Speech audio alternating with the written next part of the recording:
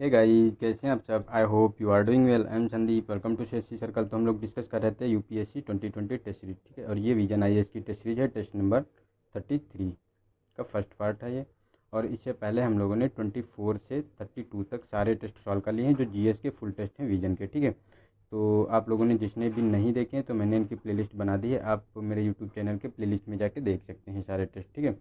और आप लोग जो है नीचे टेलीग्राम का लिंक दिया हुआ है, वो आप ज्वाइन कर सकते हैं और इसकी पीडीएफ वहीं पे आपको मिल जाएगी। और इसकी पीडीएफ का जो सोल्यूशन है उसे एक बार पढ़ जरूर लीजिएगा, क्योंकि उसमें बहुत अच्छा सोल्यूशन दिया गया है और ब्रॉड, बहुत मतलब ब्रॉड में दिया गया है। तो उसको अगर एक बार आप लोग पढ़ लेंगे तो अगर उससे रिलेटेड कोई भी क्वेश्चन आएगा तो आप एग्ज़ाम हॉल में उसे टैकल कर पाएंगे, ठीक है।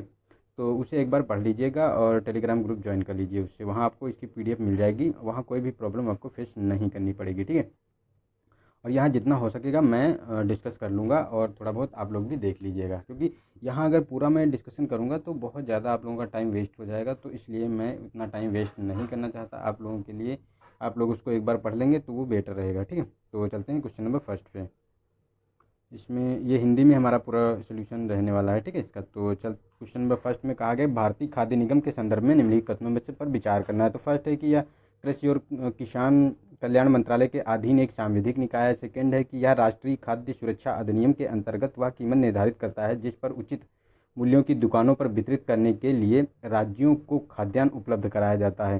तो देखो, जो इसमें कहा गया है कि फर्स्ट में कि ये खाद्य राष्ट्रीय खाद्य सुरक्षा कृषि एवं कल्याण मंत्रालय के अंतर्गत आता है, तो ये गलत है। ये हमारा आपको देखने को मिलेगा जो उपभोक्ता मामले एवं खाद्य एवं वितरण मंत्रालय के अंतर्गत ये आता है, ठीक है। तो ये हमारा फर्स्ट गलत हो गया स्टेटमेंट। लेकिन जो सेकेंड में इसमें ये कहा गया है कि ये राष्ट्रीय खाद्य सुरक्षा अधिनियम के अंतर्गत आता है, तो ये भी गलत है, क्योंकि जो इसकी कीमत का निर्धारण करता है ये जो केंद्र सरकार द्वारा किया जाता है, एक निर्गत मूल्य के अंतर्गत इसका निर्धारण किया जाता है। तो दोनों स्टेटमेंट हमारे इसमें जो है गलत है और गलत ही पूछा गया है, तो ये इसी ऑप्शन हमारा सही हो गया, ठीक है।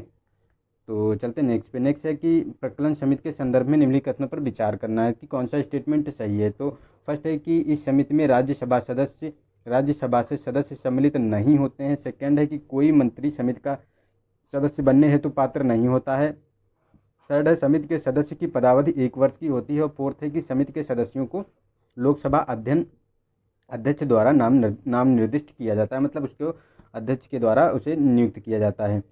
तो फर्स्ट है कि देखो, ये जो फर्स्ट वाला तो हमारा सही है, क्योंकि इसमें राज्यसभा का कोई भी सदस्य नहीं होता है। इसमें टोटल जो है आपको मेंबर लोकसभा से 30 मेंबर देखने को मिलते हैं, ठीक है।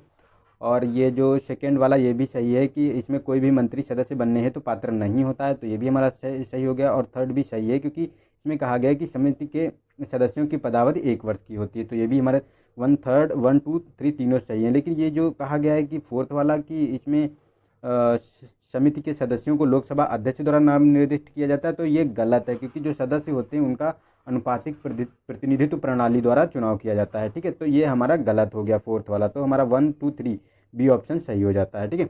नेक्स्ट है हमारा थर्ड क्वेश्चन नंबर। इसमें कहा गया है कि यह भारत में वह प्रथम स्थल था जहाँ जल के भीतर पुरातात्विक अन्वेषण किया गया था। इस स्थल पर मिले मंदिर परिसर तांबे के सिक्के, जिन्हें करसापण के रूप में जाना जाता है, और लाल पालिशदार मृदभांडों से ज्ञात होता है कि यह नगर संभवतः 3000 वर्ष पुराना है।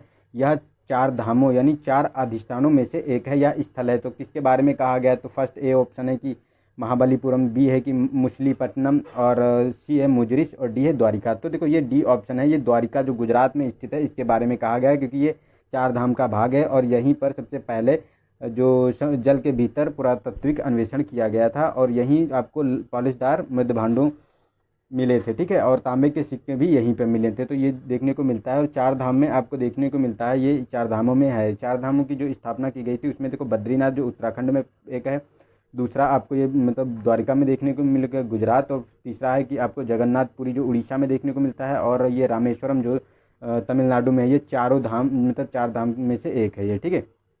तो नेक्स्ट है हमारा, नेक्स्ट है फोर्थ क्वेश्चन नंबर। इसमें कहा गया कि निम्नलिखित कथनों पर विचार कीजिए, कौन सा इसमें से सही नहीं है, इसके बारे में बताना है। तो फर्स्ट है कि हाइड्रोजन एक स्वच्छ ईंधन है जो फ्यूल सेल में प्रयुक्त किए जाने पर केवल जल उत्पन्न करता है। सेकेंड है कि प्राकृतिक गैस की तुलना में हाइड्रोजन ईंधन का ऊर्जा घनत्व कम होता है। तो देखो ये सेकेंड में जो कहा गया है कि ऊर्जा घनत्व कम होता है, तो नहीं नहीं नहीं, प्राकृतिक गैस की तुलना में हाइड्रोजन ईंधन का जो ऊर्जा घनत्व अधिक होता है। ठीक है, तो ये हमारा गलत हो गया। और हाइड्रोजन एक स्वच्छ ईंधन है जो फ्यूल सेल में प्रयुक्त किए जाने पर केवल जल उत्पन्न करता है, तो ये सही है। तो इसमें गलत पूछा गया है। ठीक है, तो हमारा सेकेंड ऑप्शन सही होगा क्योंकि यही गलत है। ठीक है, नेक्स्ट चलते हैं कि ध्रुवी ब्रूमिल यानी पोलर वर्टिकल के संदर्भ में बताना है कि कौन सा स्टेटमेंट सही है। ठीक है, तो यह फर्स्ट है कि यह पृथ्वी के उत्तरी और दक्षिणी ध्रुवों के आसपास निर्मित उच्च दाब और ठंडी वायु का एक बृहद क्षेत्र होता है। ठीक है, सेकेंड है कि आर्कटिक क्षेत्र में कमजोर और कम स्थिर ध्रुवीय ब्रूमिल मतलब पोलर वर्टिकल्स के परिणाम स्वरूप उत्तरी गोलार्ध में असामान्य रूप से कठोर शीत ऋतु होती है। तो देखो ये सेकेंड में जो कहा गया है कि ये जो कठोर शीत ऋतु होती है, तो ये गलत है क्योंकि इसमें आपको जो है जो देखने को मिलता है तो कठोर नहीं नहीं नहीं, ये तो हमारा सही हो गया। कठोर शीत ऋतु के बारे में बताया गया, ये सही है। सॉरी ये मतलब थोड़ा सा मैंने ध्यान नहीं दिया, तो फिर से इसको डिस्कस कर लेते हैं। तो देखो ये वाला सेकेंड वाला हमारा इसमें सही है स्टेटमेंट, क्योंकि आर्कटिक क्षेत्र में कमजोर और कम स्थिर ध्रुवीय ब्रूमिल यानी जो हमारा पोलर वर्टिकल्स के स्वरूप उत्तरी गोलार्ध में असामान्य रूप से कठोर शीत ऋतु होती है।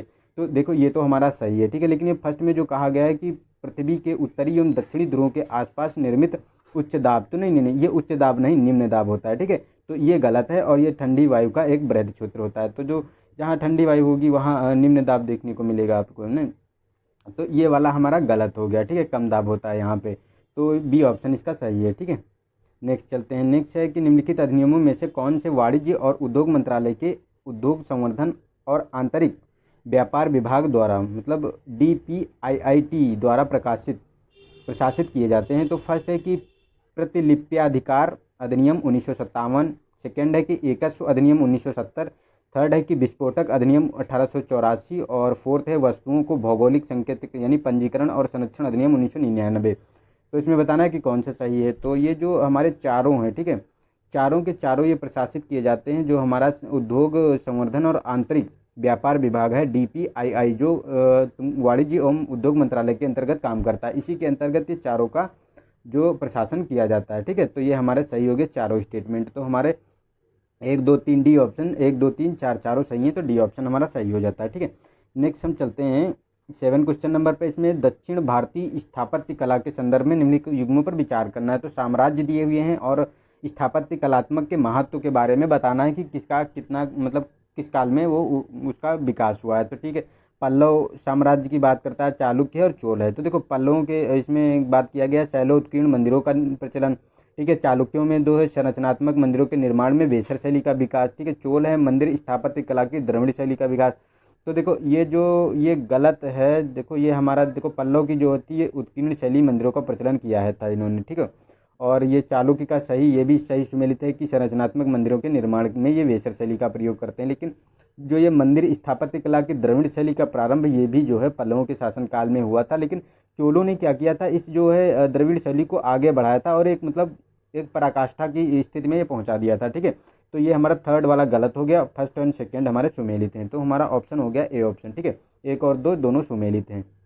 नेक्स्ट है वैश्विक पर्यावरण सुविधा मतलब जो ग्लोबल इन्वायरमेंट फंड के बारे में बताना है कि लघु अनुदान कार्यक्रम के संदर्भ में निम्नलिखित तत्वों में से कौन सा सही है, ये बताना है। तो फर्स्ट है कि यह वैश्विक पर्यावरणीय लाभों के समग्र उद्देश्य को पूरा करने हेतु समुदाय एवं नागरिक समाज संगठनों को वित्तीय और तकनीकी सहायता प्रदान करता है। सेकेंड है कि यह वर्ष 1992 के रियो पृथ्वी सम्मेलन जो हुआ था उसी का परिणाम है। तो ये दोनों स्टेटमेंट सही हैं क्योंकि ये रियो जो पृथ्वी सम्मेलन हुआ था जो रियो द जेनेरियो ब्राज़ील में, उसी के समय इसको बनाया गया था ग्लोबल इन्वायरमेंट फंड। ठीक है, तो ये हमारे दोनों स्टेटमेंट सही हैं इसके, तो ये सी ऑप्शन इसका सही हो जाता है। ठीक है, 1 और 2 दोनों सही हैं हमारे।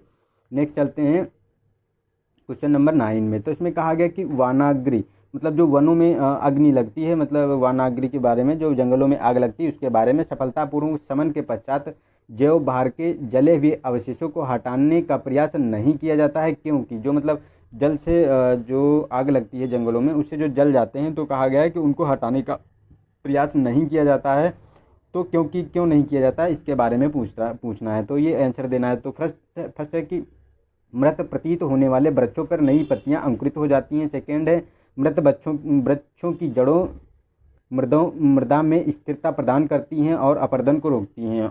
सेकंड थर्ड है कि यह मृत वृक्ष पशुओं को परिवास या आश्रय प्रदान करते हैं। तो ये देखो तीनों स्टेटमेंट सही हैं, क्योंकि जो वो मतलब आग लगने के बाद क्या होता है कि वहाँ जो उनके अवशेष बच जाते हैं वो देखो पशुओं के लिए एक परिवास यानी उनके रहने का आश्रय का प्रदान करते हैं, ठीक है।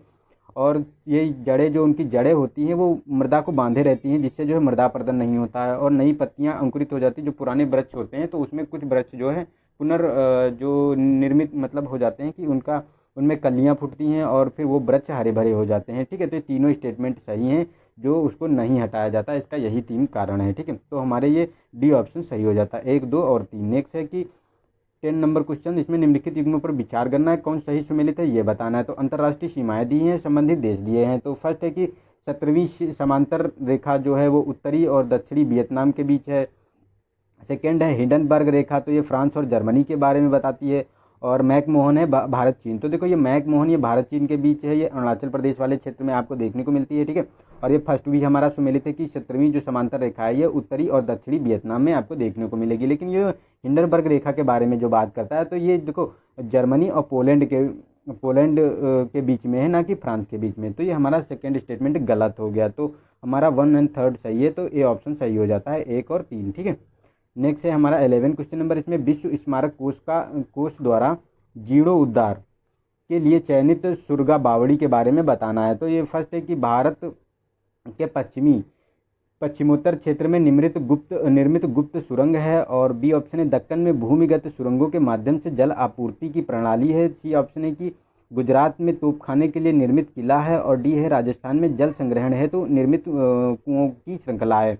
तो देखो ये बी ऑप्शन सही है, ये जो दक्षिण भारत में भूमिगत सुरंगों के माध्यम से जल आपूर्ति की प्रणाली है, इसी के बारे में बात की जाती है जो ये चयनित की गई है। और इसका ये कारण क्या है कि ये न्यूज़ में क्यों थी, क्योंकि हुआ क्या है कि जो आपको देखने को मिलेगा, इसे जो हमारा है जो प्राचीन काल के जो स्मारकों में इसमें प्राचीन काल के जो स्मारक हैं इन्हें चयनित किया गया है विश्व स्मारक कोष के जो द्वारा ये जीर्णोद्धार के लिए चयनित किया गया है इसको, इसीलिए ये न्यूज़ में थी। और ये सबसे प्राचीन मतलब स्मारक जो जल संग्रहण भूमिगत सुरगा बावड़ी जो जल आपूर्ति की प्रणाली है ये है, इसीलिए ये बहुत ज़्यादा न्यूज़ में थी। और ये जो बात करें कि इसका विकास कब हुआ था, तो ये जो आदिल शाही शासनकाल था इसी में इसका निर्माण किया गया था, ठीक है।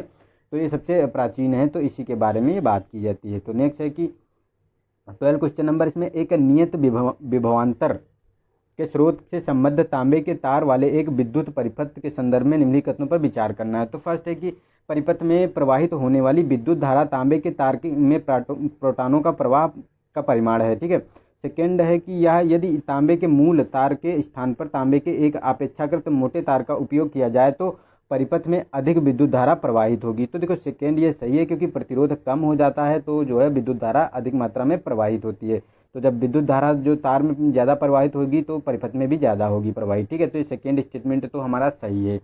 लेकिन जो ये फर्स्ट में कहा गया है कि ये जो परिपथ में प्रवाहित होने वाले विद्युत धारा तांबे के तार में प्रोटॉनों को प्रवाह होता है, तो नहीं ये प्रोटॉनों का नहीं इलेक्ट्रॉनों का प्रवाह होता है इसमें, ठीक है। तो ये हमारा गलत हो जाएगा फर्स्ट वाला। तो सेकेंड हमारा स्टेटमेंट सही है, ठीक है। क्योंकि होता क्या है कि जो ये विभवांतर होता है ये विद्युत धारा के तो समानुपाती होता है, लेकिन जो ये प्रतिरोध के ये जो व्युत्क्रमानुपाती होता है, इसीलिए ये मतलब ये देखने को मिलता है कि तांबे के तार में जब मोटाई हो जाती है तो मतलब प्रतिरोध कम हो जाता है, इसीलिए विद्युत धारा अधिक मात्रा में प्रवाहित होती है, ठीक है। चलते नेक्स्ट में 13 क्वेश्चन नंबर में, इसमें बांध पुनर्वास और सुरक्षा परियोजना DRIP के संदर्भ में बताया गया है। तो फर्स्ट है इसका उद्देश्य स्वतंत्रता से पहले निर्मित भारत के प्रमुख बांधों को मजबूत बनाना और उनकी मरम्मत करना है। सेकेंड है कि इसके समग्र कार्यान्वयन का समन्वय केंद्रीय जल आयोग द्वारा किया जाता है। तो सेकेंड तो हमारा सही है कि इसका समग्र कार्यान्वयन जो है समन्वय केंद्रीय जल आयोग द्वारा किया जाता है। लेकिन इसका जो है ये कहा गया कि इसकी स्वतंत्रता से पहले निर्मित प्रमुख बांधों को मजबूत बनाना और मरम्मत करना, तो ये गलत है।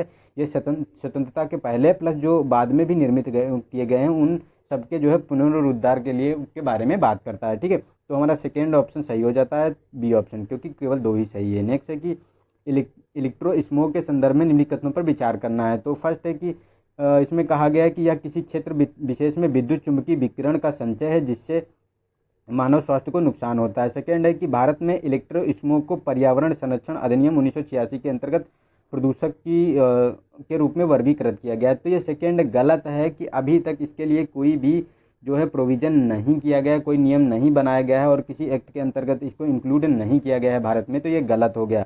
और फर्स्ट है कि यह किसी क्षेत्र विशेष में विद्युत चुंबकीय विकिरण का संचय है जो मानव स्वास्थ्य के लिए हानिकारक है। ठीक है, तो ये हमारा ए ऑप्शन सही हो जाता है इसमें, केवल एक। नेक्स्ट है हमारा 15 क्वेश्चन नंबर। इसमें कहा गया निम्नलिखित में से कौन सा बेसल थर्ड मानक मापदंड के स्तंभ हैं। तो फर्स्ट है न्यूनतम पूंजी आवश्यकता, और सेकंड है कि पूंजी पर्याप्तता की पर्यवेक्षी समीक्षा, और बाजार अनुशासन। तो ये तीनों स्टेटमेंट जो बात करते हैं, ये जो बेसल का थर्ड मानक मापदंड है, इसके अंतर्गत तीनों शामिल किए जाते हैं। तो डी ऑप्शन सही हो जाता है, क्योंकि जो ये क्या करते हैं मानक, ये जो बेसल के मापदंड होते हैं, ये क्या करते हैं कि जो बैंकिंग की वित्तीय क्षमता है उसको बढ़ाने में मदद करते हैं। ठीक है, ताकि और अच्छे से ये परफॉर्म कर सके जो बैंकिंग सेक्टर है। ठीक है, तो इनकी बैंकिंग की जो स्थितियों को और मजबूत किया जा सके, इनके बारे में ये बात करता है। ठीक है, नेक्स्ट है कि वन्य जीव अभ्यारण्य हिमालय के गिरिपादों में शेषा आर्किड अभ्यारण्य और पाखुई बाघ अभ्यारण्य के साथ संयोजित रूप से एक संरक्षित क्षेत्र है। इसके दक्षिण में असम का मैदान, इसकी तराई में उष्णकटिबंधीय सदाबहार वन है, इसके उत्तर में गोरी चेन पर्वत श्रृंखला है, दिरांग के अल्पाइन वन और सेला दर्रा भी यहीं पर मौजूद है। तो उपयुक्त जो ये गद्यांश कहा गया किसके बारे में बात करता है। तो फर्स्ट है कि चिनार वन्यजीव अभ्यारण्य, सेकेंड है कितम पक्षी अभ्यारण्य, और सी है कि ईगल नेस्ट वन्यजीव अभ्यारण्य, और डी ऑप्शन है पोबितोरा वन्यजीव अभ्यारण्य। तो देखो ये सी ऑप्शन इसका सही है, जो ईगल नेस्ट वन्यजीव अभ्यारण्य है इसी के बारे में बात करता है। ठीक है, इन्हीं के बारे में ये सारे जो कहा गया है कि आर्किड शेषा वन्यजीव जो आर्किड अभ्यारण्य है, उसके बाद और बाघ अभ्यारण्य के साथ संयोजित रूप से संरक्षित क्षेत्र है, तो ये सही है बिल्कुल। ठीक है, तो इसी के बारे में कहा गया है। और इससे एक नदी भी निकलती है यही इसी के पास से, जिसका जो आपको देखने को मिलेगा, जो कामेद नदी है इसी के पास से निकलती है। तो ये भी आप याद रख सकते हैं, क्योंकि ये पूछ सकते हैं, क्योंकि ये जो पाखुई बाघ अभ्यारण्य है इसको अब राष्ट्रीय टाइगर रिजर्व का दर्जा देने की बात की जाती है, मतलब नेशनल टाइगर रिजर्व बनाने की बात की जा रही है। तो ये बहुत न्यूज़ में है। नेक्स्ट है भुगतान संतुलन के चालू खाते के अंतर्गत निम्नलिखित में से कौन सी चालू खाते के अदृश्य मदों में सम्मिलित की जाती हैं। तो ए ऑप्शन है विप्रेषण, सेकेंड है बहुराष्ट्रीय कंपनियों द्वारा भारत में आने वाले निवेश से अर्जित आय और सॉफ्टवेयर निर्यात, और फोर्थ है कि अनिवासी भारतीय मतलब NRI जो जमाएं होती हैं उनके बारे में, मतलब NRI डिपॉजिट जो होते हैं उनके बारे में बात करता है। तो देखो इसमें ये फोर्थ वाला ये गलत है, क्योंकि ये NRI डिपॉजिट जो है ये आपको चालू खाते के अदृश्य मदों के अंतर्गत तो शामिल नहीं की जाती हैं। ये आपको जो कैपिटल अकाउंट होता है उसके अंतर्गत ये शामिल किया जाता है, NRI की जमाएं होती, क्योंकि जो ये बैलेंस ऑफ पेमेंट होता है ये जो है इसका एक करंट अकाउंट होता है, एक होता है कैपिटल अकाउंट। तो करंट अकाउंट में जो है ये वही इसी के अंतर्गत ये आदर्श मदें आती हैं, उसी में ये विप्रेषण, अंतर्राष्ट्रीय कंपनियों द्वारा भारत में निवेश की जाने वाली अर्जित आय और सॉफ्टवेयर निर्यात, तीनों को शामिल किया गया है। तो हमारा जो ऑप्शन सही हो जाता है सी ऑप्शन 1, 2, 3। ठीक है,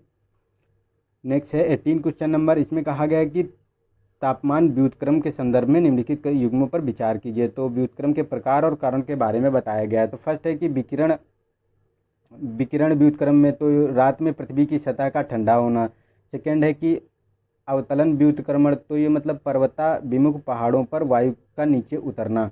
ठीक है, तो थर्ड है व्युत्क्रमण के बारे में बात करता है कि ठंडे वाताग्र के नीचे बहने वाली उष्ण वाताग्र के बारे में बात करता है। तो देखो जो इसमें बताया गया है, तो देखो पहला तो हमारा सही है, क्योंकि जो बात करता है विकिरण व्युत्क्रमण के बारे में, तो ये रात में पृथ्वी से सतह का ठंडा होना, तो ये तो हमारा सुमेलित है। ठीक है, लेकिन जो ये हमारा कहा गया है कि अवतलन व्युत्क्रमण, तो ये पवन विमुख जो पहाड़ पर वायु का नीचे उतरना होता है, और ये पवन विमुख के साथ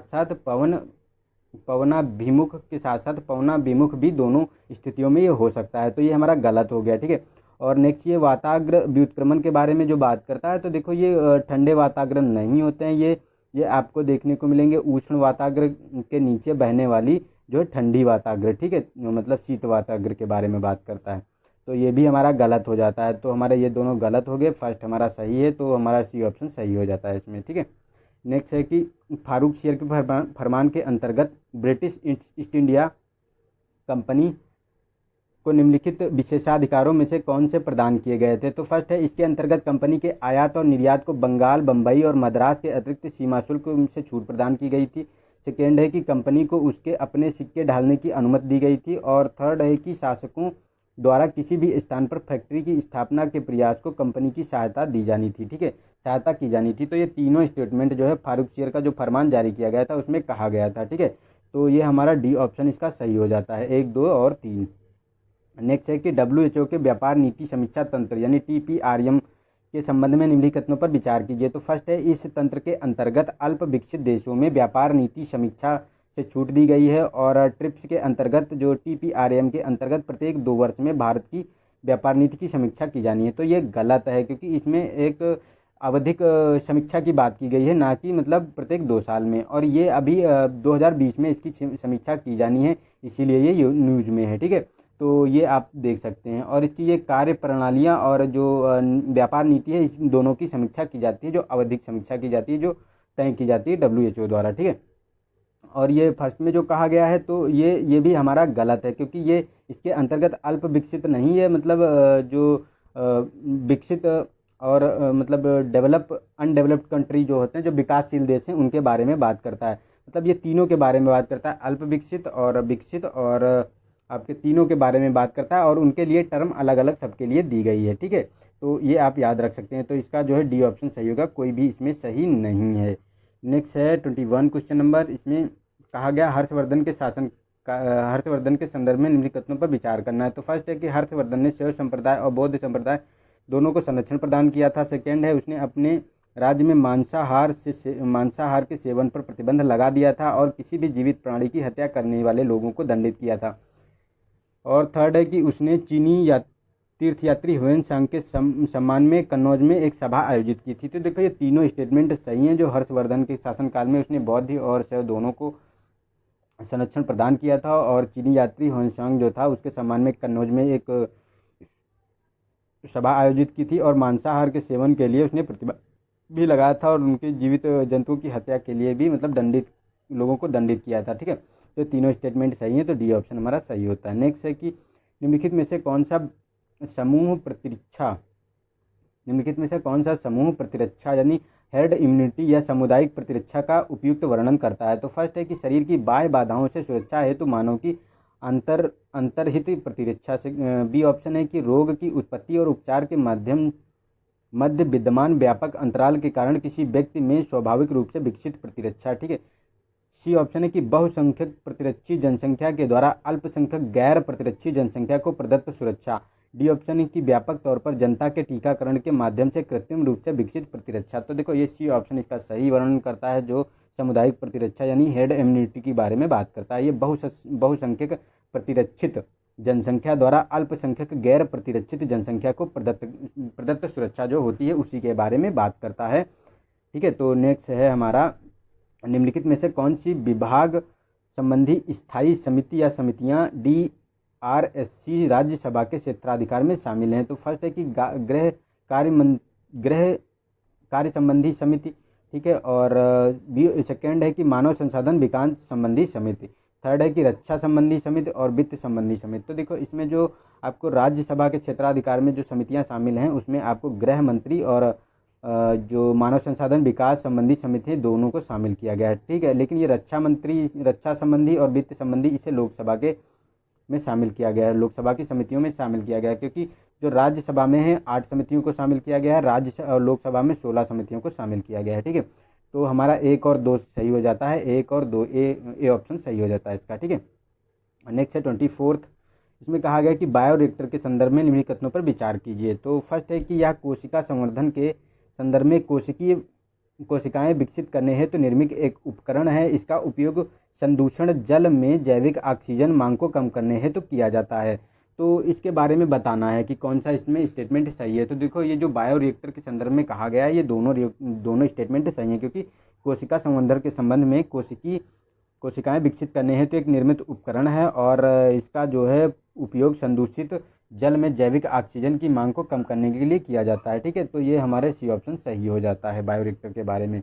नेक्स्ट है कि निम्नलिखित में से कौन से माइक्रो प्लास्टिक के स्रोत हैं। तो फर्स्ट है कि टूथपेस्ट, सेकेंड है कपड़ा उद्योग, थर्ड है डिटर्जेंट और फोर्थ है प्रसाधन के क्षेत्र। तो इन चारों को शामिल किया गया है जो हमारे माइक्रो प्लास्टिक के स्रोत हैं, ठीक है। तो ये हमारा डी ऑप्शन इसमें सही हो जाता है। और ये न्यूज़ में क्यों है, क्योंकि माइक्रो प्लास्टिक के अंतर्गत जो मैरियाना गर्त है उसमें बहुत अधिक मात्रा में माइक्रो प्लास्टिक जो है आपको देखने को मिलेगा। उसका एक मतलब गार्बेज बन गया है माइक्रो प्लास्टिक का, क्योंकि ये अपघटित होते हैं। जो प्लास्टिक होते हैं ये माइक्रो प्लास्टिक में अपघटित होकर परिवर्तित हो जाते हैं। जो ये माइक्रो प्लास्टिक होते हैं ये जो 5 मिलीमीटर से भी कम जो मोटाई के ये प्लास्टिक होते हैं उनको बोलते हैं, ठीक है। तो ये परिवर्तित हो जाते हैं 5 मिलीमीटर माइक्रो प्लास्टिक में, ठीक है। तो ये सब उसी के लिए बहुत ज़्यादा न्यूज़ में है, तो इसी को जो है इसलिए इसका डी ऑप्शन सही हो जाता है। नेक्स्ट है कि 26 में इसमें कहा गया कि ब्रिटिश भारत में स्वतंत्रता आंदोलन में हुई निम्नलिखित घटनाओं पर विचार कीजिए और उन्हें सही कालक्रम में व्यवस्थित करना है। तो पहला दिया गया है कि फर्स्ट है कि गांधी जिन्ना वार्ता, सेकेंड है बेबल योजना और सीआर फार्मूला, थर्ड है, फोर्थ है प्रत्यक्ष कार्रवाई दिवस। तो देखो इसमें जो देखने को मिलेगा गांधी जो जिन्ना वार्ता थी ये आपको जुलाई 1944 में देखने को मिलेगी, ठीक है। और जो ये बेबल समझौता था इसे शिमला समझौता के नाम से भी जानते थे और ये 1945 में देखने को मिलेगा आपको। और ये जो सीआर फार्मूला था, तो सीआर फार्मूला की बात करें तो ये अप्रैल 1944 में आया था, ठीक है। अप्रैल 1944 में आया था। और ये जो प्रत्यक्ष कार्रवाई दिवस की बात करें तो ये 16 दिसंबर, ठीक है, 16 दिसंबर 1946 में ये आपको देखने को मिलेगा। तो इसको कालानुक्रम में लगाना है। तो देखो अप्रैल 1944 में सबसे पहले सीआर फार्मूला आया है, उसके बाद गांधी जिन्ना वार्ता हुई है जुलाई 1944 में, ठीक है। तो 3 और 1, और उसके बाद बेबल आया है 45 में और 1946 में एक प्रत्यक्ष कार्रवाई दिवस हो गया। तो 3124 देखो हमारा ए ऑप्शन सही हो जाता है, ठीक है। नेक्स्ट है हमारा 27 क्वेश्चन नंबर। इसमें निम्नलिखित में से कौन से वाणिज्यिक बैंकों की परिसंपत्ति श्रेणी में सम्मिलित हैं। तो फर्स्ट है जनता की जमा पूंजी, सेकेंड है कि ऋण और अग्रिम प्रदत्त पूंजी, थर्ड है और फोर्थ है सरकारी प्रतिभूतियों में निवेश। तो देखो जो इसके बारे में बताया गया है तो इसमें देखो आपको जो देखने को मिलेगा, तो देखो जनता द्वारा जो ये जमा होती है ये इसमें इसकी शामिल नहीं होती है उसकी संपत्ति में, क्योंकि ये बैंक की देयताएँ होती हैं, ठीक है। और जो ये आपके सरकारी प्रतिभूतियों में निवेश होता है, नहीं, ये प्रदत्त पूंजी जो होती है जो शेयर धारकों की पूंजी होती है उसके बारे में बात किया तो ये भी इसमें सम्मिलित नहीं है।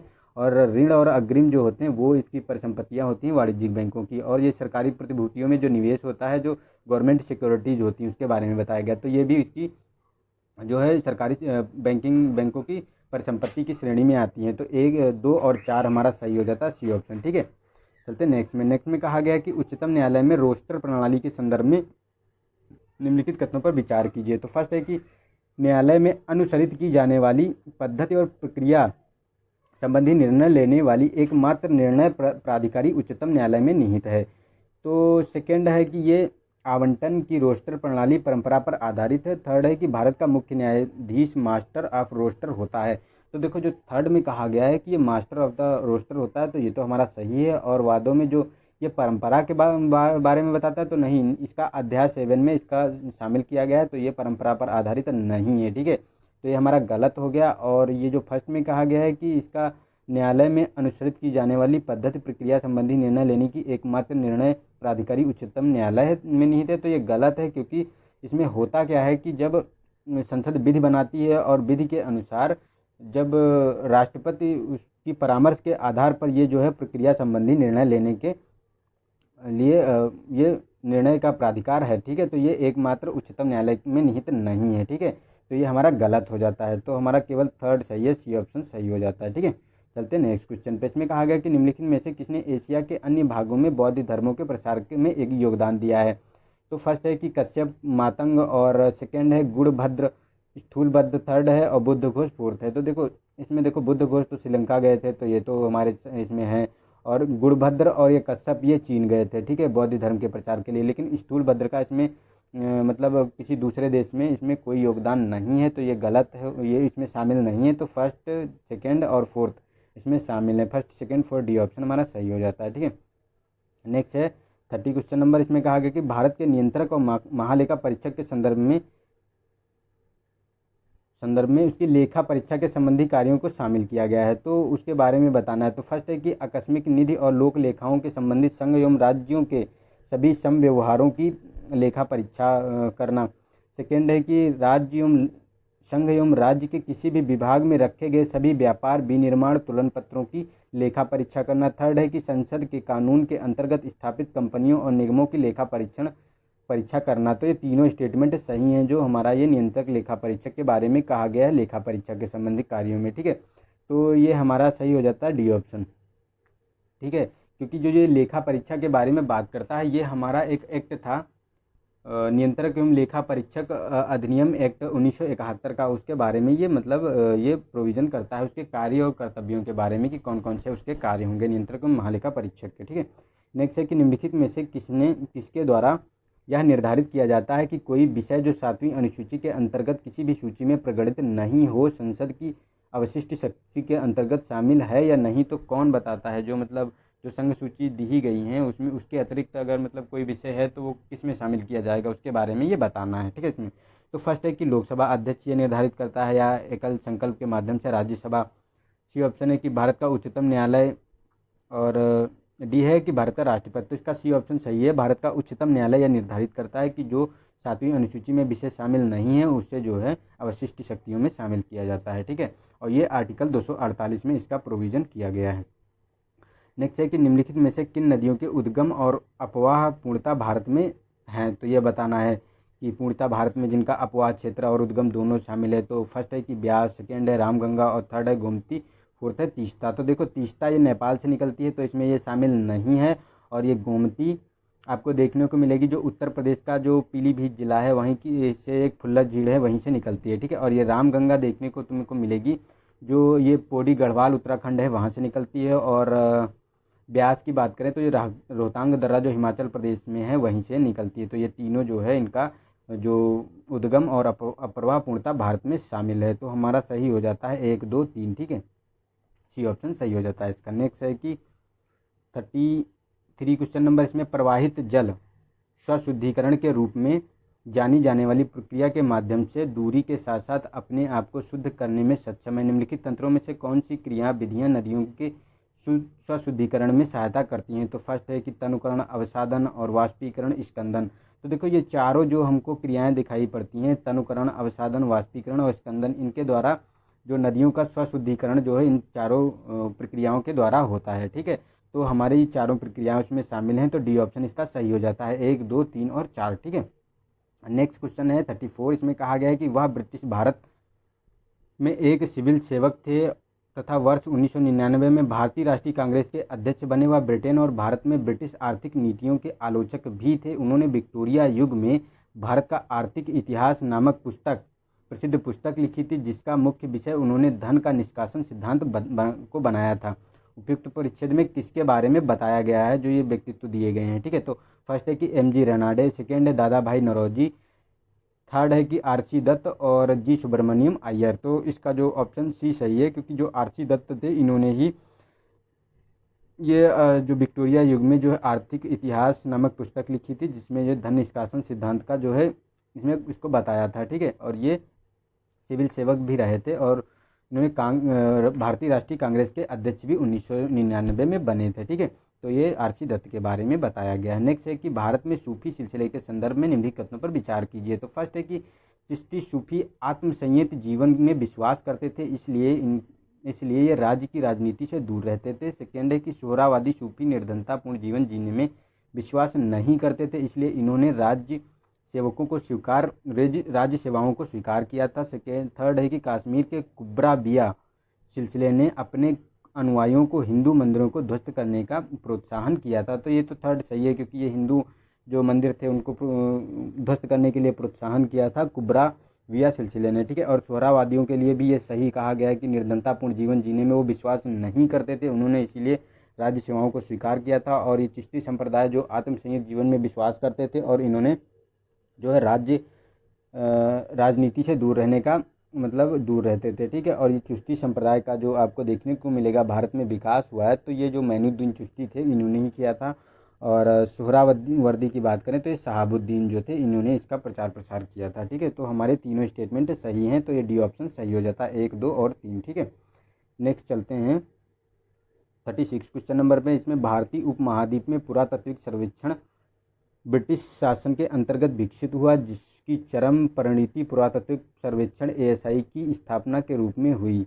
इस संदर्भ में निम्नलिखित कथनों पर विचार कीजिए। तो इसकी स्थापना वायसराय के रूप में लॉर्ड कर्जन के कार्यकाल के दौरान हुई थी। सेकेंड है अलेक्जेंडर कनिंघम ASI के प्रथम निदेशक थे। और थर्ड है कि भारतीय पुरातत्व सर्वेक्षण ने हड़प्पा की खुदाई में महत्वपूर्ण भूमिका निभाई है। तो देखो ये थर्ड तो हमारा सही है, सेकेंड भी सही है क्योंकि कनिंघम ASI के प्रथम निदेशक थे, लेकिन ये लॉर्ड कर्जन के शासनकाल में इसका विकास स्थापना नहीं हुई थी। इस काल जो 1961 में आपको देखने को मिलेगी, जो विलियम लॉर्ड कैनिंग थे, कैनिंग के शासनकाल में हुई थी, जो भारत के प्रथम गवर्नर जनरल थे। ठीक है, उन्हीं के बारे में ये बात करता है। तो हमारा सही हो गया, नहीं जो वायसराय थे, भारत के प्रथम वायसराय थे, सॉरी प्रथम गवर्नर जनरल तो जो है विलियम बेंटिंग थे। ठीक है, लेकिन कर्जन जो कैनिंग थे ये भारत के प्रथम वायसराय थे। ठीक है, तो ये हमारा ऑप्शन सही हो जाता है। तो फर्स्ट गलत है, 2 और 3 इसमें सही हो जाता है, डी ऑप्शन। ठीक है, नेक्स्ट है कि ऑप्टिकल कंप्यूटरों के संबंध में निम्नलिखित कथनों में पर विचार कीजिए। तो फर्स्ट है कि ऑप्टिकल कंप्यूटरों में संगणना के लिए इलेक्ट्रॉनों की स्थापना पर फोटॉन का उपयोग किया जाता है। सेकेंड है कि हालांकि ऑप्टिकल कंप्यूटर उच्च गति से डेटा संसाधित करते हैं, किंतु वे विद्युत चुंबकीय व्यतिकरक से प्रभावित होते हैं। तो ये सेकेंड में गलत कहा गया है, क्योंकि ये जो आपको देखने को मिलेगा, ये फोटॉन के बारे में जो कहा गया है, तो ये तो फोटॉनों का उपयोग किया जाता है और इसमें कोई विद्युत चुंबकीय जो है आवेश नहीं होता है। ठीक है, तो ये फर्स्ट हमारा सही हो गया, सेकंड गलत हो गया। तो ये ऑप्शन इसका सही है, केवल एक। ठीक है, नेक्स्ट है कि हाल ही में अग्निहोत्री समिति का गठन निम्नलिखित में से किस उद्देश्य से किया गया है। तो फर्स्ट है कि राज्यसभा के सभी वर्तमान नियमों का अध्ययन करने और नए नियमों का सुझाव देने के लिए। सेकेंड है कि भारत के संविधान के कार्यकरण की समीक्षा करने के लिए। थर्ड सी है कि भारत में आंग्ल भारतीयों की स्थिति का अध्ययन करने के लिए। और डी ऑप्शन है मूल कर्तव्यों के अध्ययन और समीक्षा करने और संशोधन का सुझाव प्रदान करने के लिए किया गया है। तो फर्स्ट ऑप्शन सही है इसका, राज्यसभा के जो सभी वर्तमान नियमों का अध्ययन करने के लिए और नए नियमों का सुझाव देने के लिए अग्निहोत्री समिति का गठन किया गया है। और ये जो हमारे सभापति हैं वेंकैया नायडू, जो उपराष्ट्रपति हैं, इन्हीं के द्वारा इस समिति का गठन किया गया है। ठीक है, तो ये आप लोग ध्यान रख सकते हैं कि उनको उन नियमों में तो कुछ परिवर्तन किया जाए, जिसमें कुछ मतलब दिक्कतें हैं उनको दूर किया जाए और नए प्रावधान बनाए जाएं, क्योंकि ये पुराने बहुत दिनों से चले आ रहे हैं, इसीलिए ये समिति का गठन किया गया है। फिर चलते नेक्स्ट में, ये 39 क्वेश्चन नंबर में इसमें कहा गया है कि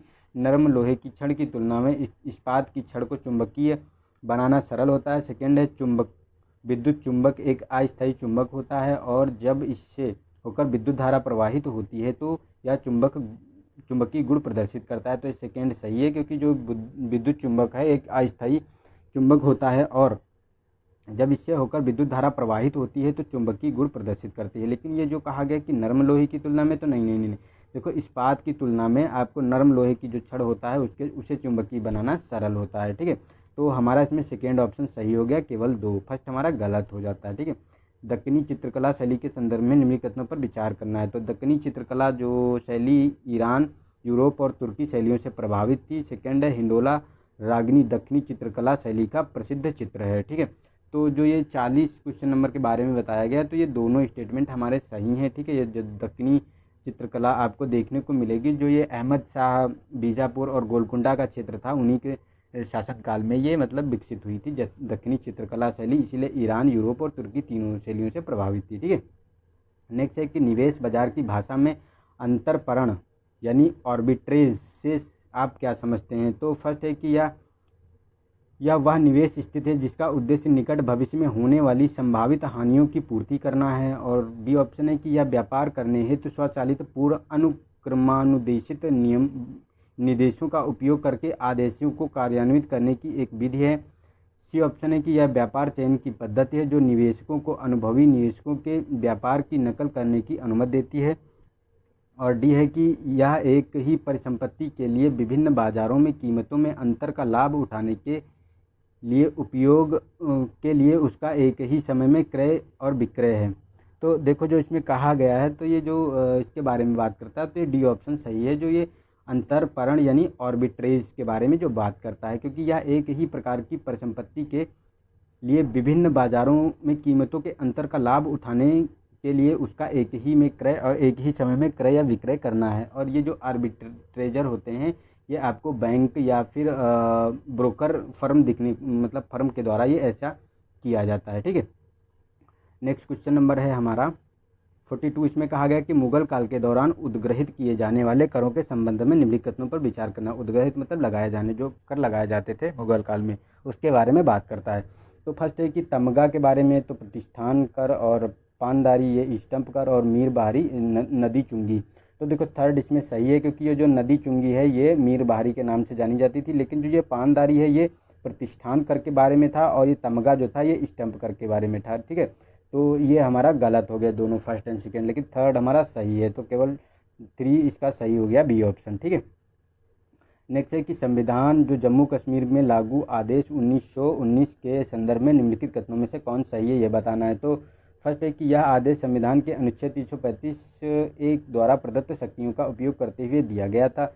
बी है कि इसमें प्रावधान किया गया है कि राज्य को 2 केंद्र शासित प्रदेशों और जम्मू और कश्मीर लद्दाख में विभाजित किया जाएगा। सेकेंड सी ऑप्शन है कि इसके राज्य की विधानसभा को अनुच्छेद 370 के अंतर्गत राज्य की संविधान सभा को निर्दिष्ट भूमिका का निर्वहन करने में सक्षम बनाया। उपयुक्त में से कोई नहीं। तो देखो ये जो इसमें सही की बात करें तो इसमें जो आपको देखने को मिलेगा, इसमें आपको कोई भी जो स्टेटमेंट है वो जो ये सी वाला और स्टेटमेंट है ये वाला हमारा सही है, क्योंकि इसने राज्य की विधानसभा को अनुच्छेद 370 के अंतर्गत राज्य की संविधान सभा को निर्दिष्ट भूमिका का निर्वहन करने में सक्षम बनाया था। ठीक है, तो सी ऑप्शन सही हो जाता है। लेकिन जो फर्स्ट में कहा गया है कि ये 335(a) के अंतर्गत, तो नहीं, ये 370 का आर्टिकल 370 का उसके अंतर्गत ये शक्तियाँ का उपयोग करने के लिए दिया गया था। ठीक है, और ये जो सेकेंड में कहा गया है कि जो इसका प्रावधान किया गया है कि राज्य को 2 केंद्र शासित प्रदेशों या जम्मू कश्मीर में विभाजित कर दिया जाए, तो इसमें जो ये प्रावधान किया गया है ये तत्मयी मंत्रिपरिषद की सलाह या फिर राज्यपाल के जो निर्देश होंगे उनके अंतर्गत किया जाएगा, तो ये भी हमारा गलत हो जाता है। ठीक है, तो सी केवल इसमें सही है और इसमें सही पूछा गया था। ठीक है, तो नेक्स्ट है कि 44 क्वेश्चन नंबर, इसमें कहा गया है कि विशेष आहरण अधिकार मतलब SDR स्पेशल ड्राइंग राइट के संदर्भ में मूल्य निर्धारण के बारे में बात करता है। तो फर्स्ट है कि अंतर्राष्ट्रीय बाजार में सोने के मूल्य पर, सेकेंड है कि अमेरिकी डॉलर और यूरो, येन, रेनबिन्बी, पाउंड स्टर्लिंग की बास्केट के मूल्य पर, और थर्ड है कि IMF समर्थित प्रतिभूतियों की कीमत पर। तो देखो इसमें जो ये सेकेंड वाला है इसी के आधार पर मतलब SDR का मूल्य निर्भर करता है। जो अमेरिकी डॉलर है, यूरो है, येन है, रेनबिन्बी है और पाउंड है। देखो अमेरिकी डॉलर हो गया, यूरो तो तुम्हारा यूरोपियन यूनियन का हो गया, ठीक है, येन तुम्हारा जापान का है, रेनबिन्बी चाइना का है और पाउंड स्टर्लिंग ये UK का है। इन्हीं 5 मुद्राओं के आधार पर इसका मूल्य निर्भर करता है SDR का। ठीक है, तो और ये दोनों गलत हैं, ऐसा कोई प्रोविज़न नहीं है। ठीक है, तो हमारा ऑप्शन बी सही हो जाता है, केवल 2। नेक्स्ट है 45 क्वेश्चन नंबर, इसमें कहा गया कि ब्रिटिश भारत के संदर्भ में आरंभिक 20वीं शताब्दी की निम्नलिखित महिलाओं पर विचार कीजिए। तो फर्स्ट है कादम्बिनी गांगुली, प्रीतिलता वाडेदार, और थर्ड है कि शांति घोष और लक्ष्मी सहगल। तो उपयुक्त महिलाओं में से कौन किसके द्वारा क्रांतिकारी गतिविधियों में भाग लिया गया है। तो देखो कादम्बिनी गांगुली ये तो उदार महिला थी, तो इन्होंने तो उसमें शामिल नहीं हुई थी, क्योंकि ये तो जो इंडियन नेशनल कांग्रेस थी उससे जुड़ी हुई थी, तो ये क्रांतिकारी गतिविधियों से संलिप्त नहीं थी। लेकिन ये प्रीतिलता वाडेकर, शांति घोष और लक्ष्मी सहगल ये तीनों क्रांतिकारी गतिविधियों से सम्मिलित थी, क्योंकि ये जो लक्ष्मी सहगल थी ये तो जो सुभाष चंद्र द्वारा INA जो नियुक्त की गई थी इंडियन नेशनल आर्मी उसमें ये सम्मिलित थी। ठीक है, और ये शांति घोष तो इनके बारे में अगर बात करें तो इन्हें देखने को मिलेगा जो ये थी, जो आपको देखने को मिलेगा सुनीता चौधरी थी, उनके साथ ये क्रांतिकारी गतिविधियों में संलिप्त थी, और प्रीतिलता भी इन्हीं से संबंधित थी। ठीक है, तो ये हमारा 2, 3 और 4, ये 2, 3, 4 तीनों सम्मिलित सही हैं, और ये फर्स्ट वाला कादम्बिनी गांगुली इसमें सम्मिलित नहीं थी। नेक्स्ट है 46 में, इसमें कहा गया कि निम्नलिखित कथनों पर विचार कीजिए। तो फर्स्ट है कि यदि कोई व्यक्ति एक साथ राज्यसभा और लोकसभा दोनों के लिए निर्वाचित हो जाता है तो उसे अपनी निर्वाचन तिथि से 10 दिनों के भीतर तय करना होगा कि वह किस सदन का सदस्य रहना चाहता है, जिसमें विफल रहने पर राज्यसभा में इस कालावधि के पश्चात उसका स्थान रिक्त हो जाता है। ठीक है, सेकेंड है कि यदि राज्यसभा का कोई आसीन सदस्य लोकसभा चुनाव जीत जाता है तो राज्यसभा में उसका स्थान लोकसभा के लिए निर्वाचित होने की तिथि से स्वतः रिक्त हो जाएगा। थर्ड है कि यदि कोई व्यक्ति एक साथ 2 संसदीय क्षेत्रों से निर्वाचित हो जाता है तो उसे परिणाम की घोषणा के 14 दिन के भीतर एक स्थान से त्यागपत्र देना होता है, जिसमें विफल रहने पर उसके दोनों स्थान रिक्त हो जाते हैं। ठीक है। और फोर्थ है कि लोकसभा के लिए निर्वाचित राज्य विधानसभाओं के सदस्य को 14 दिन के भीतर अपने स्थान से त्यागपत्र देना होता है, जिसमें विफल रहने पर लोकसभा में उसका स्थान स्वतः ही रिक्त हो जाता है। तो ये देखो जो बताया गया ये सारे के सारे प्रोविज़न सही हैं, तो हमारा जो है डी ऑप्शन सही हो जाता है। ठीक है।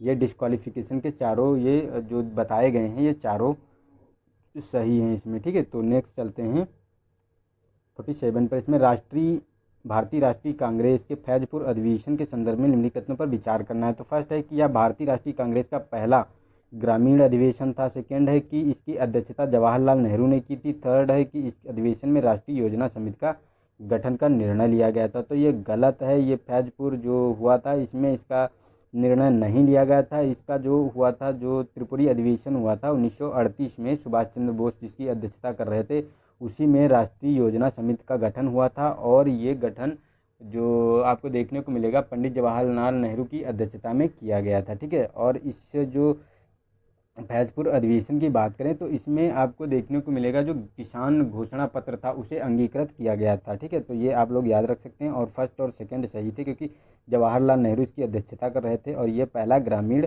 अधिवेशन था। ठीक है। तो ये ऑप्शन सही हो जाता है 1 और 2। ठीक है। नेक्स्ट है कि मध्यकालीन भारतीय इतिहास के संदर्भ में वरकरी आंदोलन निम्नलिखित में से किससे संबंधित है। तो फर्स्ट है कश्मीर के में शैववाद से, महाराष्ट्र के में भक्ति परंपरा से, सी ऑप्शन है बंगाल और बिहार में तंत्र विद्या से, और कर्नाटक में जैन धर्म से। तो देखो ये बी ऑप्शन सही आपको देखने को मिलेगा क्योंकि महाराष्ट्र में जो भक्ति परंपरा है ये वरकरी संप्रदाय के आंदोलन से संबंधित थी। और इसकी स्थापना जो बात करें वरकरी संप्रदाय की तो जो तुकाराम थे उन्होंने की थी। और इससे संबंधित थे आपको अन्य लोग जो संबंधित थे जैसे नामदेव थे, ज्ञानदेव थे, एकनाथ थे, ये लोग वरकरी संप्रदाय से संबंधित थे। ठीक है। तो बी ऑप्शन सही हो जाता है इसका। नेक्स्ट है कि पारिस्थितिकी अनुक्रम के साथ साथ निम्नलिखित में से कौन सी घटना और परिघटनाएं देखी जाती हैं। तो पारिस्थितिकी अनुक्रम के बारे में बताना है। तो इकोलॉजिकल सक्सेशन के बारे में बताना है। तो फर्स्ट है कि जैव भार की तुलना में मृदा में पोषक तत्वों की उच्च सांद्रता। सेकेंड है कि जीवित जैव भार में क्रमिक वृद्धि होती है। तो और थर्ड की बात करें अगर तो शुष्क यानी जीरिक या आर्द्र यानी हाइड्रिक परिवास से समोदिक यानी मेसिक परिवास की ओर संक्रमण होता है। तो जो इसमें कहा गया है तो देखो इसमें ये देखो सेकेंड और थर्ड जो जीव भार में क्रमिक वृद्धि होती तो ये भी सही है। और ये जो शुष्क जीरिक या आर्द्र शुष्क और आर्द्र परिवास के समोदिक यानी मेसिक परिवास की ओर संक्रमण होता है तो ये भी सही है। लेकिन ये जो कहा गया है कि जैव भार की तुलना में मृदा में पोषक तत्वों की उच्च सांद्रता होती तो नहीं, जब क्रमिक अनुक्रमण होता है तो कमी हो जाती है। ठीक है। पोषक तत्वों की कमी हो जाती है ना कि सांद्रता होती है बढ़ती है। ठीक है। तो हमारा इसमें फर्स्ट गलत हो गया, सेकेंड और थर्ड सही हो गया, तो बी ऑप्शन सही हो गया। ठीक है। बी ऑप्शन इसका 2 और 3। चलते हैं नेक्स्ट क्वेश्चन पे। नेक्स्ट है कि 49 क्वेश्चन नंबर 50 क्वेश्चन नंबर। इसमें कहा गया कि भारतीय अर्थव्यवस्था पर डेटा यानी सूक्ष्म आर्थिक आंकड़ों का प्रसार करने हेतु डेटा संचार प्रणाली के रूप में कार्य करता है, इसका आरंभ किया गया। तो ये बताना है कि भारतीय अर्थव्यवस्था पर डेटाबेस जो है DBIE के बारे में। ठीक है। तो फर्स्ट है कि सांख्यिकी एवं कार्यक्रम कार्यान्वयन मंत्रालय द्वारा। ठीक है। बी है कि वित्त मंत्रालय द्वारा। सी है कि भारतीय रिजर्व बैंक और द्वारा। और सी है भारतीय रिजर्व बैंक द्वारा मतलब RBI। और डी है नीति आयोग। तो जो ये इसके बारे में कहा गया है तो ये जो हमारा देखने को मिलेगा RBI के बारे में कि भारतीय अर्थव्यवस्था पर जो डेटाबेस जो सूक्ष्म आर्थिक आंकड़ों का प्रसार करने हेतु डेटा संचार प्रणाली में कार्य करता है ये जो RBI द्वारा स्थापित किया गया है। ठीक है। तो इसका सी ऑप्शन हो जाता है। तो हम लोगों ने यहाँ 50 क्वेश्चन पूरे कर लिए हैं। और अगर वीडियो अच्छा लगा हो तो इसे लाइक करें, अपने दोस्तों को शेयर करें। और वीडियो देखने के लिए थैंक यू। और अगर आप लोगों ने चैनल को सब्सक्राइब नहीं किया है तो इसे सब्सक्राइब कर लें और बेल आइकन पे प्रेस कर लें ताकि जो भी मैं वीडियो डालूँ उसका नोटिफिकेशन तुरंत आप लोगों को मिल जाए। क्योंकि इस पर कई प्रकार के वीडियो अगर आप लोग PCS की भी एग्ज़ाम देना चाहते हैं तो उसकी भी मैं टेस्ट सीरीज चला रहा हूँ तो वो भी देख सकते हैं। और करंट अफेयर के भी वीडियो आपको मिल जाते हैं यहाँ पे। ठीक है। तो वो भी आप लोग देख सकते हैं। ठीक है। तो आज के लिए इतना ही, मिलते हैं नेक्स्ट वीडियो में। तब तक के लिए नमस्कार, जय हिंद, जय भारत।